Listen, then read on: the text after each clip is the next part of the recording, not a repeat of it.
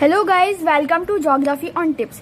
तो दोस्तों, आज हम लोग एक नई सीरीज स्टार्ट करने जा रहे हैं जिसमें हम लोग कवर करेंगे 10th क्लास की ज्योग्राफी के सारे चैप्टर्स। तो दोस्तों, चैप्टर नंबर 1 है रिसोर्सेज एंड डेवलपमेंट। तो चलिए शुरू करते हैं। तो दोस्तों, कोई भी चैप्टर को स्टार्ट करने से पहले हम लोगों को ये देख लेना होगा कि उस चैप्टर में हम लोग कौन कौन से टॉपिक्स को कवर करेंगे। सो फ्रेंड्स, आप अगर किसी भी नोटबुक पे अगर अपने नोट्स बना रहे हो तो उसके फर्स्ट पेज पर आप उस चैप्टर के टॉपिक्स लिख लीजिए ताकि आप लोगों को याद रखने में आसानी रहे कि इस चैप्टर में कौन कौन से टॉपिक्स हैं। तो दोस्तों, आइए देख लेते हैं कि इस चैप्टर में हम लोग कौन कौन से टॉपिक्स को कवर करेंगे। तो सबसे पहला टॉपिक है रिसोर्सेज, उसके बाद क्लासिफिकेशन ऑफ रिसोर्सेज। और दोस्तों, क्लासिफिकेशन ऑफ रिसोर्सेज में ही 4 सब टॉपिक्स हैं कि रिसोर्स का क्लासिफिकेशन कौन कौन से बेसिस पे किया गया है। तो सबसे पहले है on the basis of origin, उसके बाद on the basis of exhaustibility, उसके बाद on the basis of ownership और लास्ट में on the basis of status of development. उसके बाद फ्रेंड्स, अगला टॉपिक है डेवलपमेंट ऑफ रिसोर्सेज, उसके बाद resource planning, then land resources. उसके बाद दोस्तों, लैंड रिसोर्सेज में ही एक सब टॉपिक है लैंड रिसोर्सेज इन इंडिया। उसके बाद आता है land use pattern in India, then land degradation and conservation measures, then soil as a resource. और उसके बाद है दोस्तों क्लासिफिकेशन ऑफ सॉइल्स। तो दोस्तों, क्लासिफिकेशन ऑफ सॉइल्स काफी कैटेगरी में किया गया है। सबसे पहले है एलोवियल सॉइल, फिर black soil, red and yellow soil, laterite soil, arid soil and forest soil. और दोस्तों, इस चैप्टर का लास्ट टॉपिक है soil erosion and soil conservation. So friends, आज जिन टॉपिक्स को हम लोग कवर करेंगे वो है resources and classification of resources. तो चलिए दोस्तों, स्टार्ट करते हैं। Now resources, everything available in our environment which can be used to satisfy our needs provided it is technologically accessible, economically feasible and culturally acceptable can be termed as resources। तो दोस्तों, कोई भी चीज़ या हर वो चीज़ जो कि इन्वायरमेंट में present है और हमारी नीड्स को सेटिस्फाई करे, मतलब हमारी ज़रूरतों को पूरा करे, उसको रिसोर्सेज कहते हैं। लेकिन दोस्तों, इसमें 3 कंडीशंस हैं। It is technologically accessible. इसका मतलब दोस्तों ये होता है कि जो भी रिसोर्स हमारे पास प्रेजेंट है उस रिसोर्स को हम अपनी टेक्नोलॉजी के जरिए प्रॉपर यूज़ कर पाएँ। इकोनॉमिकली फेसिबल का मतलब ये होता है दोस्तों कि हमारे पास जो रिसोर्स है उस रिसोर्स को हम अपने पैसे के जरिए अच्छी तरह से प्रॉपर यूज़ कर पाएँ। और कल्चरली एक्सेप्टेबल मतलब दोस्तों कि हर कोई उसे यूज़ कर पाए, हर कोई उसे एक्सेप्ट कर पाए, ठीक है। Can be termed as resource. तो दोस्तों, रिसोर्स का मतलब मैंने आपको बता दिया है और ये तीनों कंडीशंस बहुत ज़्यादा ज़रूरी हैं कोई भी चीज़ को रिसोर्स कहने के लिए। Now friends, classification of resources. The resources can be classified as, सबसे पहला दोस्तों है on the basis of origin. तो ओरिजिन के बेसिस पे रिसोर्सेज 2 पार्ट्स में डिवाइडेड हैं, बायोटिक एंड एबायोटिक। तो दोस्तों, बायोटिक का मतलब होता है लिविंग थिंग और एबायोटिक का मतलब होता है नॉन लिविंग थिंग। उसके बाद दूसरे नंबर पे आ जाइए on the basis of exhaustibility. दोस्तों, एग्जॉस्टिबिलिटी का मतलब होता है कि उस रिसोर्स की कंज्यूम होने की पावर कितनी है, ठीक है। तो उस बेसिस पे रिसोर्सेज 2 पार्ट्स में डिवाइडेड है, renewable and non renewable. So friends, इसके नाम से ही पता चल रहा है कि रीन्यूएबल मतलब वो रिसोर्सेज जो कि दोबारा इस्तेमाल हो पाएँ और नॉन रीन्यूएबल वो रिसोर्सेज जिनको हम दोबारा यूज़ नहीं कर सकते, ठीक है। तीसरे नंबर पे आए तो on the basis of ownership. तो ओनरशिप का मतलब होता है वो चीज़ जिस पे हमारा राइट होता है या जिन रिसोर्सेज पे हमारा हक होता है। तो उसके बेसिस पे दोस्तों रिसोर्सेज 4 पार्ट्स में डिवाइडेड हैं। सबसे पहले इंडिविजुअल, उसके बाद कम्युनिटी, फिर नेशनल एंड लास्ट में इंटरनेशनल, ठीक है। और लास्ट में आता है दोस्तों on the basis of status of development. इसके बेसिस पे रिसोर्सेज 3 पार्ट्स में डिवाइडेड हैं, potential, developed, stock and reserves. तो दोस्तों, सबसे पहले बात आती है on the basis of origin. तो इसमें 2 पार्ट्स में डिवाइडेड हैं। पहले है बायोटिक रिसोर्सेज, उसके बाद है एबायोटिक रिसोर्सेज। तो सबसे पहले हम समझेंगे biotic resources. These are obtain from biosphere and have life such as human beings, flora and fauna, fisheries, livestock etcetera. तो दोस्तों, ये वाली जो रिसोर्सेज हैं ये हमें कहाँ से मिलती हैं? बायोस्फीयर से। तो दोस्तों, बायोस्फीयर 3 चीज़ों से मिलके बना होता है, लिथोस्फीयर, हाइड्रोस्फीयर एंड एटमॉस्फेयर, मतलब हवा, पानी और ज़मीन, ठीक है। और इन वाली रिसोर्सेज के पास लाइफ होती है, जैसे ह्यूमन बींग्स, फ्लोरा मतलब प्लांट्स, फोना मतलब animals, fisheries, life stock and etcetera. ये सारी रिसोर्सेज को हम लोग बायोटिक रिसोर्सेज बोलते हैं। मतलब दोस्तों सारी लिविंग थिंग्स जितनी भी हैं वो बायोटिक रिसोर्सेज हैं, ठीक है। उसके बाद बात करते हैं एबायोटिक रिसोर्सेज की।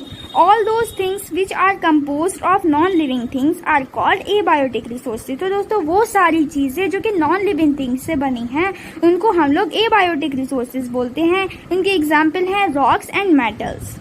तो दोस्तों दूसरा क्लासिफिकेशन है on the basis of exhaustibility, मतलब उनके कंज्यूम होने की पावर कितनी है। तो सबसे पहले नंबर पे आती हैं रीन्यूएबल रिसोर्सेज, मतलब वो रिसोर्सेज जिनको दोबारा से यूज किया जा सकता है।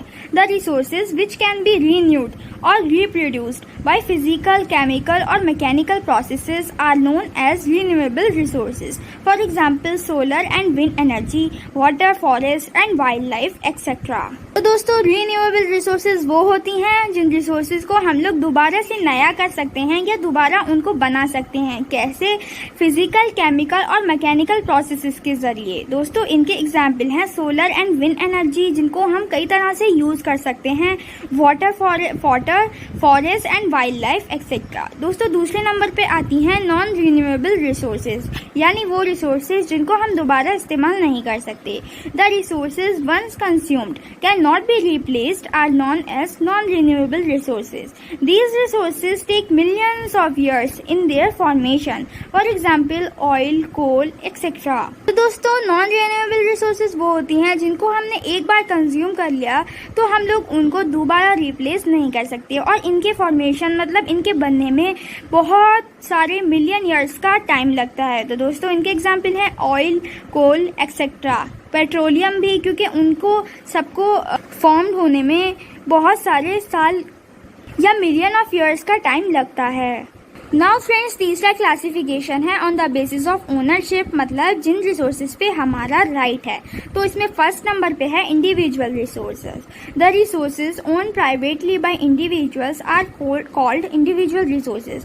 For example plot, houses etcetera on by a person. तो दोस्तों इंडिविजुअल रिसोर्सेज का मतलब होता है वो रिसोर्सेज जिन पे खाली बस एक इंडिविजुअल का राइट होता है, जैसे प्लॉट, हाउस एक्सेट्रा, ठीक है। दूसरे नंबर पे आती है community owned resources, the resources which are accessible to all the members of the community. For example, public parks, picnic spots owned by a community. तो दोस्तों नाम से ही आप लोग समझ गए होंगे कम्युनिटी ओन रिसोर्सेज का मतलब वो होता है वो रिसोर्सेज जिन पे पूरी कम्युनिटी का राइट होता है, जैसे दोस्तों पब्लिक पार्क्स या पिकनिक स्पॉट्स, ठीक है, एक्सेट्रा। और भी काफी चीजें होती हैं जो कि कम्युनिटी में होती हैं और उन पे जो है कम्युनिटी मेंबर्स का राइट होता है। उन रिसोर्सेज को हम लोग कम्युनिटी ओन रिसोर्सेज बोलते हैं। इसी में फ्रेंड्स तीसरे नंबर पे आते हैं national resources. The resources which come under nation are known as national resources.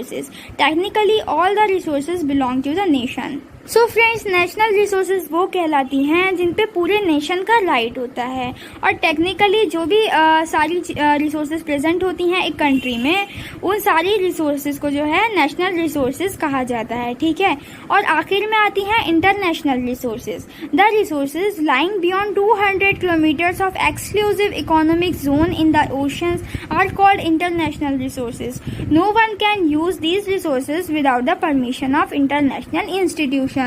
तो दोस्तों इंटरनेशनल रिसोर्सेज को समझने के लिए सबसे पहले आप लोग ये समझिए कि हमारी जो इंडिया की कोस्ट लाइन है या किसी भी कंट्री की जो कोस्ट लाइन होती है उसके 200 किलोमीटर्स तक के अंदर जितने भी रिसोर्सेज हैं वो रिसोर्सेज नेशनल रिसोर्सेज कहलाती हैं, ठीक है। और 200 के बाद जो रिसोर्सेज स्टार्ट होती हैं वो इंटरनेशनल रिसोर्सेज कहलाती हैं और उन रिसोर्सेज को हम लोग इंटरनेशनल इंस्टीट्यूशंस की परमिशन के बिना यूज नहीं कर सकते। तो दोस्तों लास्ट जो क्लासिफिकेशन है रिसोर्सेज का वो है on the basis of status of development. तो फ्रेंड्स इसी में सबसे पहले नंबर पर आता है पोटेंशियल रिसोर्सेज। तो दोस्तों पोटेंशियल रिसोर्सेज वो होती हैं जिन रिसोर्सेज में काफ़ी एनर्जी पैदा करने की क्षमता होती है, उन रिसोर्सेज को हम लोग पोटेंशियल रिसोर्सेज कहते हैं। Resources which are found in a region but have not been utilise. तो दोस्तों ये रिसोर्सेज वो होती हैं जिनको हम लोग जो है ढूंढ चुके हैं, फाउंड कर चुके हैं, पर उन रिसोर्सेज को हम लोग यूटिलाइज नहीं कर पा रहे, या वो रिसोर्सेज जिन रिसोर्सेज को अभी तक यूज नहीं किया गया। For example the region Rajasthan and Gujarat have enormous potential for the development of wind and solar energy.